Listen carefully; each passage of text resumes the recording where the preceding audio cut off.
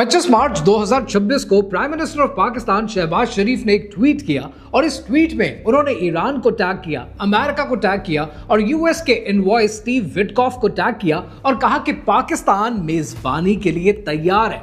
जो नेगोशिएशन चल रही है, जो मीडिएशन होनी है ईरान और अमेरिका के दरमियान, उसके लिए पाकिस्तान एक हमवार ग्राउंड है और पाकिस्तान का शहर इस्लामाबाद मेजबानी के लिए तैयार है। But to determine whether a broader agreement can be reached, we've had very good discussions, very good discussions, and you have to understand, I know. और उसी दिन ब्लूमबर्ग ने, एनपीआर ने, फाइनेंशियल टाइम्स ने, एनबीसी न्यूज ने report किया है कि पाकिस्तान, तुर्की, इजिप्ट मीडिएटर के तौर पर अपना रोल प्ले कर रहे हैं ताकि ईरान और अमेरिका को टेबल पर लाया जा सके और इनकी मुज़ाकरात कामयाब कराए जा सके। लेकिन यहां पर एक चीज इंपॉर्टेंट है और वो ये कि यूएस प्रेसिडेंट डोनाल्ड ट्रंप ने तकरीबन आज से 2 दिन पहले, तकरीबन 3 दिन पहले एक ट्वीट किया ट्रूथ सोशल पे और कहा कि ईरान के साथ प्रोडक्टिव डिस्कशन, प्रोडक्टिव टॉक्स चल रही हैं। और उस ट्वीट के ठीक 15 मिनट पहले किसी ने स्टॉक मार्केट के अंदर ब्रेंट के फ्यूचर्स में डील की। 1.7 ट्रिलियन डॉलर्स मार्केट में पेनिट्रेट करता है यूएस प्रेसिडेंट की ट्वीट के बाद। I want to kind of zoom in on this area here. So I'll kind of zoom in so you can see this is just the volumes of people going into that oil market and kind of, for the most part, selling after that Donald Trump post. You can see there's this real spike in activity. A lot of people going in there, kind of this frenzy, and that's the kind of flip side of prices. लेकिन उस tweet से 15 minute पहले किसी ने futures में trade किया और 580 million dollars कमाए। अब ये जो कुछ हो रहा है इसके बारे में नोबेल प्राइज विनर पॉल क्रोगमैन कहते हैं कि जो कुछ स्टॉक मार्केट में डोनाल्ड ट्रंप की इस ट्वीट के आसपास हुआ है उसके लिए सिर्फ एक लफ्ज है और उस लफ्ज को ट्रीजन कहते हैं, उसे गद्दारी कहते हैं। लेकिन यहां पर समझना यह जरूरी है कि ईरान के इन मुज़ाकरात को लेकर बहुत से एंगल्स हैं, लेकिन 3 एंगल्स आपके लिए जरूरी है। पहला ये कि पाकिस्तान मीडिएटर का रोल क्यों प्ले कर रहा है। क्या ये रोल इसलिए प्ले कर रहा है कि प्राइम मिनिस्टर शहबाज शरीफ ने ट्वीट कर दिया है? क्या ये डिसीजन उनकी तरफ से इनिशिएट होता है या ये decision field marshal Asim Munir की तरफ से इनिशिएट होता है या ये डिसीजन कहीं और से इनिशिएट होता है कि पाकिस्तान मेजबानी के फराइज अंजाम देगा? दूसरा सवाल जो यहां पर खड़ा होता है कि इस डील में एग्जैक्टली हो क्या रहा है। एक तरफ यूएस प्रेसिडेंट डोनाल्ड ट्रंप कहते हैं कि प्रोडक्टिव टॉक्स चल रही हैं, दूसरी तरफ ईरान कहता है कि फेक न्यूज है, कोई डायरेक्ट बात नहीं हो रही। और ईरान क्या इस सब कुछ होने के बावजूद बात करना चाहता है? फिर तीसरा एंगल जो सबसे ज्यादा जरूरी है और उसके लिए आपको थोड़ा सा तारीख में जाना होगा कि जब हमास की नेगोशिएशन चल रही थी और इसराइल ने नेगोशिएशन पे मीडिएटर्स पर अटैक किया, तो क्या इसराइल जो चाहता है कि ये पीस टॉक्स ना हो पाए, अमन कायम ना हो पाए, क्या ये चांसेस हैं कि वो पाकिस्तान पर अटैक करेगा? यानी ईरान की जंग को लेकर सवाल बहुत सारे खड़े हो गए। क्या पाकिस्तान को डिप्लोमेटिक किंग माना जा सकता है? पाकिस्तान इन मुज़ाकरात में क्यों है? ईरान बार बार मुज़ाकरात को रिजेक्ट क्यों कर रहा है? डोनाल्ड ट्रंप क्या मुज़ाकरात चाहते हैं या डोनाल्ड ट्रंप चाहते हैं सिर्फ मार्केट को मैनिपुलेट करना? और इस सब के अंदर क्या इसराइल अपनी उसी हरकत को रिपीट कर सकता है? कहानी क्या है, आइए समझते हैं।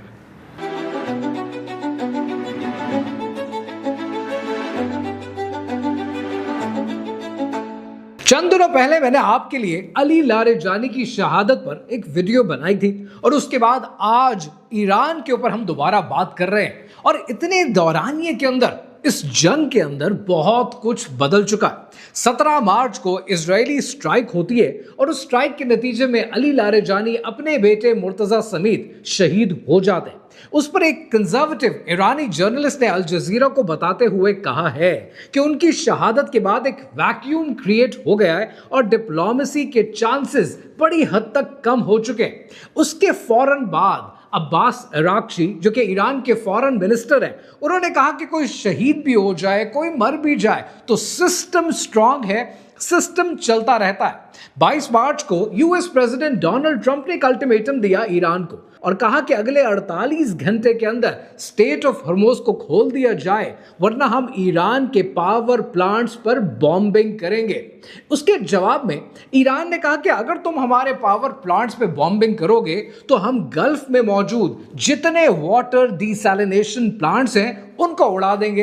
अब उन वाटर डिसैलिनेशन प्लांट्स का मतलब क्या है कि 10 करोड़ लोगों को गल्फ में पानी मिलना बंद हो जाएगा।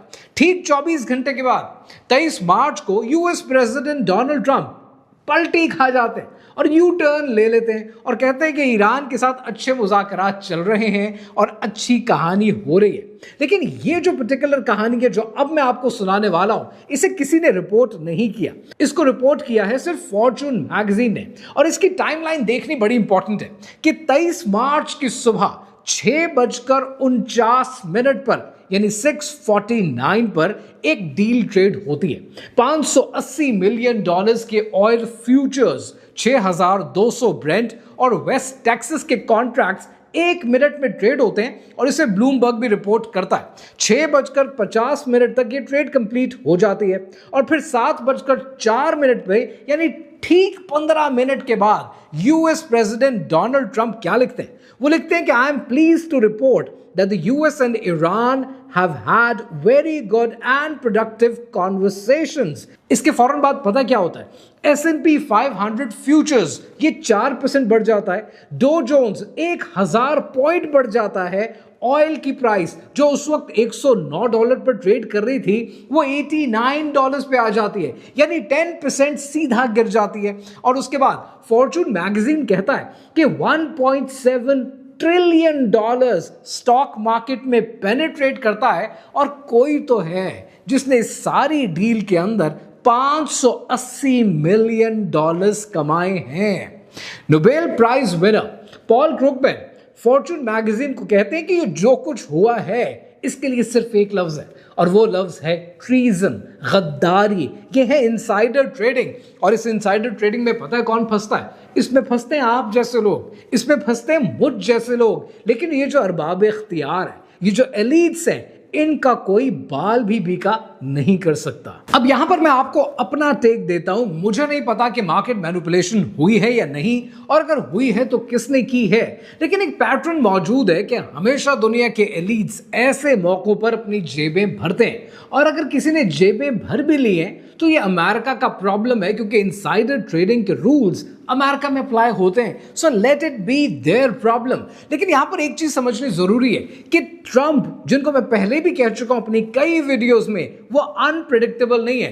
ट्रंप एक बहुत ही प्रेडिक्टेबल इंसान है, और फॉर्च्यून मैगजीन ने इसको एक बड़ा खूबसूरत नाम दिया। फॉर्च्यून मैगजीन कहता है कि ये टैको ट्रेड है जो ट्रंप करते हैं, TACO। और टाको से पता क्या बनाया उन्होंने बनाया है कि ट्रंप ऑलवेज चिकन्स आउट। और आपने ये ऑलरेडी देखा है कि जब टैरिफ वॉर शुरू हुई ट्रंप ने चिकन आउट कर दिया, जब ईरान और हमास की नेगोशिएशन शुरू हुई ट्रंप ने फिर चिकन आउट कर दिया, फिर ईरान का मामला 2025 में खुला, ट्रंप ने फिर चिकन आउट कर दिया। ट्रंप का पैटर्न बड़ा इंटरेस्टिंग है कि पहले एस्केलेशन करो, फिर मार्केट को मैनिपुलेट करो, मार्केट को हिलाओ, फिर फौरन नेगोशिएट कर लो और फिर विक्ट्री अनाउंस कर दो। ये बड़ा ही प्रेडिक्टेबल पैटर्न है, और यही पैटर्न आपको एग्जैक्टली ईरान की इस नेगोशिएशन में होता हुआ नजर आता है। पीपीएस न्यूज आवर ने और IEA ने रिपोर्ट किया है कि इस जंग से पहले Iran 1.6 million barrels daily basis पर चाइना को एक्सपोर्ट करता था, और चाइना के साथ ईरान की डील ऐसी थी कि जो ब्रेंट का रेट यानी ऑयल का रेट मार्केट में चल रहा होगा पर बैरल, उस पर आपको $6, $8 का डिस्काउंट दे देंगे। तो ईरान को रफली उस जमाने में जंग से पहले $65 पर बैरल मिला करते थे। लेकिन इस जंग के बाद कहानी थोड़ी सी मुख्तलिफ हो गई, क्योंकि स्ट्रेट ऑफ हॉर्मुज बंद हो गया, और इसे ब्लूमबर्ग ने और केपलर ने भी रिपोर्ट किया है कि जंग में सिर्फ ईरान को फायदा ही नहीं हुआ, ईरान को थोड़ा सा नुकसान भी हुआ कि ईरान जितनी अपनी प्रोडक्शन करता था, जितनी एक्सपोर्ट करता था, वो 12% हिट कर जाती है। अब यहां पर आपको एक बात समझनी है, ये जितने इंटरनेशनल एनालिसिस आते हैं वो एग्जैक्ट चीज आपको रिपोर्ट करने की कोशिश भी नहीं करते। अब जरा आप खुद हिसाब लगाएं कि $65 पर बैरल पर जंग से पहले अगर ईरान चाइना को 1.6 मिलियन बैरल्स पर डे बेचता है तो वो ज्यादा हुआ, या आज का वो सिनेरियो कि जहां पर 1.6 मिलियन बैरल्स में तकरीबन 12% का हिट ईरान को लगा, तो वो 1.6 million barrels per day 1.4 million barrels पे तो आ गया। लेकिन आप ये देखें कि ऑयल का रेट कहां चला गया। $65 पे जो ईरान बेचता था अब इस जंग में $113, $109 पर ट्रेड कर रहा है। यानी अगर $100 पर ईरान ऑलरेडी जो बेच रहा है चाइना को, तो ईरान को फायदा है। तो ऐसे फायदे के मौके पर ईरान चाहे तो जितना इस जंग को प्रोलॉन्ग करेगा, ईरान को फायदा है, बाकी सारी दुनिया को इस जंग का नुकसान है। और आज 25 मार्च को न्यूयॉर्क टाइम्स ने रिपोर्ट किया है कि पाकिस्तान के जरिए अमेरिका ने अपना 15 पॉइंट का एजेंडा भी भेज दिया ईरान को। अगर आप उस एजेंडा को उठाकर देखने की कोशिश करें, बहुत से पॉइंट्स मीडिया में ऑलरेडी रिपोर्ट हो रहे हैं कि ईरान न्यूक्लियर प्लांट्स अपने खत्म करेगा, मिसाइल के प्लांट्स खत्म करेगा, स्ट्रेट ऑफ हॉर्मुज को खोलेगा और ईरान बहुत कुछ है जो सरेंडर करेगा। अब यहां पर थोड़ी सी आप अपनी अक्ल इस्तेमाल करें कि ईरान अपने 6 पॉइंट्स पर मौजूद है जो कि मीडिया रिपोर्ट करता है, और 15 पॉइंट का एजेंडा न्यूयॉर्क टाइम्स कह रहा है कि ऑलरेडी पाकिस्तान के जरिए भेज दिया गया है, और इसको CNBC न्यूज ने भी कंफर्म कर दिया। अब सवाल यह है कि दोनों तरफ जो पार्टीज मौजूद हैं वो इस्लामाबाद तो आना चाह रही हैं शायद, लेकिन निगोशिएट करने के लिए जो पॉइंट्स हैं उस पर कोई पीछे हटने को तैयार नहीं है। इसका मतलब क्या ये मतलब है कि मुज़ाकरात कामयाब होंगे? आपको लगता है कि ऐसा कुछ हो सकता है? इसके लिए मैं आपको रेकमेंड करूंगा कि बो बर्लिंघम की किताब है द नैक, इस किताब को जरूर पढ़ें, क्योंकि इस किताब के अंदर वो बड़ी खूबसूरत एक बात लिखता है। कहता है कि दुनिया में जो बेस्ट विन विन सिचुएशन होती है वो नहीं होती कि जिसमें दोनों पार्टीज अपनी पोजीशन पर कामयाब हो जाती हैं। दुनिया में बेस्ट विन विन सिचुएशन वो होती है जहां पर दोनों पार्टीज को थोड़ा थोड़ा नुकसान होता है। So that does not look like a win win situation as of now. अब यहां पर एक और चीज समझनी बहुत जरूरी है, और वॉल स्ट्रीट जर्नल ने उसको रिपोर्ट किया है कि 2200 मरीन्स हैं जो USS ट्रिपोली पर और USS न्यू ऑर्लिन्स पर सवार हैं, और वो सेंट्रल कमांड के एरिया में आज 25 मार्च को एंटर करने वाले हैं। यानी 2200 मरीन्स आ रहे हैं। लेकिन कहानी यहां पर भी खत्म नहीं होती है। इसके अलावा कैलिफोर्निया से एक और जहाज चल पड़ा है जिसका नाम है USS बॉक्सर, और उसके ऊपर भी 2500 मरीन्स मौजूद हैं, और वो हफ्तों के अंदर यहां पर पहुंचेंगे। अब एक्सियोस रिपोर्ट करता है कि इन सारे मरीन्स का काम क्या है। जो एक्सियोस कहता है, मैं नहीं कह रहा, एक्सियोस कहता है कि इनका टारगेट ये है कि जो खर्ग आइलैंड है ईरान का, जहां से 90% ईरान अपना ऑयल एक्सपोर्ट करता है, उसको टारगेट करना है। लेकिन इसके ऊपर टाइम मैगजीन ने पता क्या कहा? टाइम मैगजीन कहता है कि ये ईरान की सरहद से 15 माइल्स है। अगर इस आइलैंड पर US के मरीन्स भी मौजूद होंगे तो वो हर वक्त बम्बार्टमेंट का शिकार होते रहेंगे, और यहां बैठकर कोई जंगी जुनून करना आसान नहीं होगा। मेरा आपसे एक छोटा सा सवाल है, जब आपको यह पता हो कि 2200 मरीन्स आज लैंड कर रहे हैं, इसके अलावा मजीद 2500 मरीन्स आने वाले हैं, ये सब ईरान के बॉर्डर्स पर आने वाले हैं, तो आपको क्या लगता है? Iran can not read that? क्या ईरान को नजर नहीं आ रहा कि ये जंग सर पर मुसल्लत की जा रही है? ऐसे में नेगोशिएशंस कामयाब होंगे? शायद हरगिज नहीं। इसीलिए आपने देखा है कि ईरान के पार्लियामेंट के स्पीकर मोहम्मद गजलबाफ ने NPR को कहा है कि ये फेक न्यूज है कि मुज़ाकरात चल रहे हैं, ये फेक न्यूज है कि सब कुछ प्रोडक्टिव है, ये फेक न्यूज है और ये सिर्फ मार्केट को हिलाने की कोशिश की जा रही है। अब यहां पर एक सवाल बनता है, ऐसी सारी सूरत हाल में सर्टनली पाकिस्तान के बारे में कुछ भी अच्छा होता है, कोई भी अच्छी खबर मिलती है तो खुशी होती है, लेकिन पॉलिटिक्स को लेकर, पाकिस्तान की पॉलिटिक्स को लेकर मैं हमेशा एपॉलिटिकल रहता हूं, किसी पार्टी की साइड नहीं लेता। और उसकी वजह यह कि जितना आप जियो पॉलिटिक्स को पढ़ते हैं ना, फिर आपको समझ में आता है कि बहुत से चेहरे ऐसे हैं कि जिनके पीछे से आपको सबक पढ़ना पड़ता है, और जब आप वो पढ़ते हैं तब आपका दिल नहीं करता है कि किसी को भी आप सपोर्ट करें, तब आपका दिल करता है कि आप सिर्फ पाकिस्तान को सपोर्ट करें। और डेमोक्रेसी को लेकर मेरा व्यू पॉइंट वो है जो मेरे उस्ताद डॉक्टर इसरार अहमद का व्यू पॉइंट है कि आवाम की हुकूमत नहीं होती है, हुकूमत सिर्फ अल्लाह सुब्हानहू तआला की होती है। लेकिन पाकिस्तान के बारे में फिर भी कोई खबर मिले तो खुशी तो होती है, लेकिन यहां पर यह समझना जरूरी है कि पाकिस्तान की तारीफ तो हर कोई कर रहा है, डिप्लोमेटिक किंग दुनिया का हमें समझा जा रहा है, लेकिन क्या पाकिस्तान को इस मौके पर इन नेगोशिएशंस में कूदना चाहिए था? Let's understand that. पिछले चंद दिनों में पाकिस्तान ने जब से मीडिएटर का रोल संभालने की कोशिश की है, अनाउंस किया है कि हम तैयार हैं, इस्लामाबाद तैयार है, न्यूट्रल वेन्यू तैयार है, इंटरनेशनली पाकिस्तान का डिप्लोमेटिक कैपिटल बहुत बढ़ चुका है, पाकिस्तान अपने कद से बहुत ऊपर जा चुका है और जिस पर खुशी तो होती है। लेकिन यहां पर 3 वजूहात समझनी है कि पाकिस्तान ने आखिर ऐसा किया क्यों। पहली वजह यह कि पाकिस्तान के फील्ड मार्शल आसिम मुनीर के यूएस प्रेसिडेंट डोनाल्ड ट्रंप के एनवॉय स्टीव विटकॉफ के साथ पर्सनल कनेक्शन है, और एनपीआर ने सनोबर इंस्टीट्यूट के एग्जीक्यूटिव डायरेक्टर कमर चीमा को कोट किया है, जिन्होंने कहा है कि Witkoff has a direct connection to Asim Munir, और ये कनेक्शन गवर्नमेंट टू गवर्नमेंट नहीं है, ये कनेक्शन मिलिट्री टू प्रेसिडेंट है। और इससे फायदा पता क्या है? इससे फायदा ये है कि पाकिस्तान एक क्रेडिबिलिटी गारंटर बन सकता है। अब यहां पर ये बात समझने की जरूरत है कि वो जो 400 केजी का एनरिच्ड यूरेनियम ईरान के पास मौजूद है, कि जिसके बारे में जब शुरू में इस जंग में नेगोशिएशंस की बातें शुरू हुई तब रशिया ने ऑफर किया कि वो एनरिच्ड यूरेनियम हम ले लेते हैं, जिस पर यूएस प्रेसिडेंट डोनाल्ड ट्रंप ने इनकार कर दिया कि रशिया पर इस मामले में भरोसा नहीं है।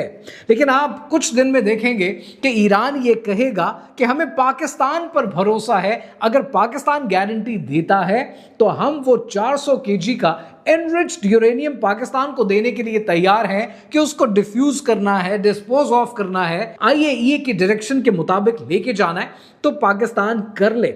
और ये चंद दिनों में आप इसे और अनरावल होता हुआ देखेंगे। दूसरी तरफ इंपॉर्टेंट बात यह है कि पाकिस्तान का 900 किलोमीटर का बॉर्डर है ईरान के साथ, और ईरान के साथ पाकिस्तान के टर्म्स बहुत अच्छे हैं। लेकिन ये तो है एक सिनारियो, दूसरा सिनारियो भी समझना जरूरी है कि पाकिस्तान के 30 लाख वर्कर्स आज गल्फ कंट्रीज में काम करते हैं, और ये वो वर्कर्स हैं जो पाकिस्तान को $30 बिलियन की रेमिटेंस भेजते हैं। तो अगर ये जंग प्रोलॉन्ग करती है तो न सिर्फ पाकिस्तान की सप्लाई लाइन रुक जाती है एनर्जी के लिए, पाकिस्तान की रेमिटेंस भी रुक जाती है। So Pakistan needs to consider that as well. और तीसरा एंगल कि ईरान के सुप्रीम लीडर मुज्तबा खामनाई ने कहा है कि पाकिस्तान के साथ खास लगाव है, और आपने रिसेंटली सुना है कि ओमान के फॉरेन मिनिस्टर जो पहले नेगोशिएशंस करा रहे थे वो ये कहते हैं कि विद इन रीच था नेगोशिएशन और पीस, जब अमेरिका ने और इस्राइल ने उसे सबोटाज कर दिया। और अब पाकिस्तान को ये जिम्मेदारी इसलिए दी जा रही है क्योंकि पाकिस्तान के पास वो रिश्ते हैं जो किसी और के पास नहीं हैं, और वो रिश्ते यूएस मिलिट्री कनेक्शन के हैं और ईरान के। At the same time goodwill भी हमारे साथ मौजूद है, यानी ईरान भी आपसे मोहब्बत करता है। तो ये जो एक स्ट्रेटेजिक एडवांटेज है ये आज पाकिस्तान को हासिल है, और डिप्लोमेटिक कैपिटल बहुत बड़ा है।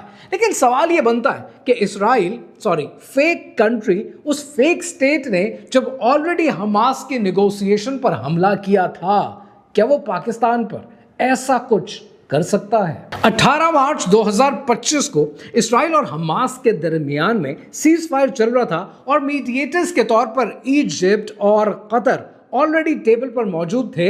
लेकिन फिर इस्राइल ने क्या किया, फेक कंट्री ने, फेक स्टेट ने क्या किया, उस फेक स्टेट ने गजा पर फिर बमबारी शुरू कर दी और सीज फायर को वायलेट किया।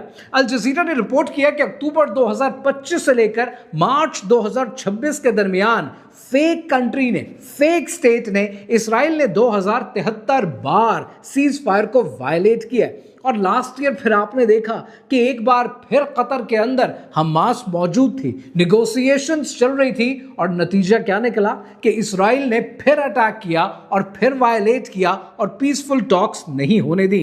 लेकिन यहां पर सवाल यह बनता है कि जॉर्ज टाउन यूनिवर्सिटी के प्रोफेसर बहरान कमरावा ने अल जजीरा को रिपोर्ट किया है कि इस्राइल इस डील को नहीं होने देना चाहता। यूएस चाहता है कि पीस हो जाए, गल्फ चाहता है, जीसीसी के कंट्रीज चाहते हैं कि पीस हो जाए, और इसराइल चाहता है कि ये पीस ना होने पाए। टाइम्स ऑफ इसराइल, जो कि खुद इसराइल की अपनी न्यूज आउटलेट है, उसने रिपोर्ट किया कि इसराइल का प्रॉब्लम सिक्योरिटी है। उसको नहीं यकीन कि ईरान इस नेगोशिएशन के बाद अपने वादों पर कायम भी रहेगा। लिहाजा इसराइल चाहता है कि इनका न्यूक्लियर प्रोग्राम तबाह बर्बाद हो, लेकिन वो फिजिकली ये प्रोग्राम खुद तबाह करना चाहता है। अब यहां पर सवाल बनता है कि क्या इसराइल ऐसी कोई एक्सपीडिशन पाकिस्तान के साथ कर सकता है? मेरा इस पर अंदाजा यह है कि ऐसे चांसेस बहुत कम हैं। उसकी वजह यह है कि नंबर 1, पाकिस्तान एक न्यूक्लियर पावर है। नंबर 2, दुनिया में ऑलरेडी सप्लाई लाइन का एक बहुत बड़ा क्राइसिस खड़ा है। ऐसे में इसराइल ये हरकत करके दुनिया को फुली थर्ड वर्ल्ड वॉर में नहीं झोंकना चाहेगा।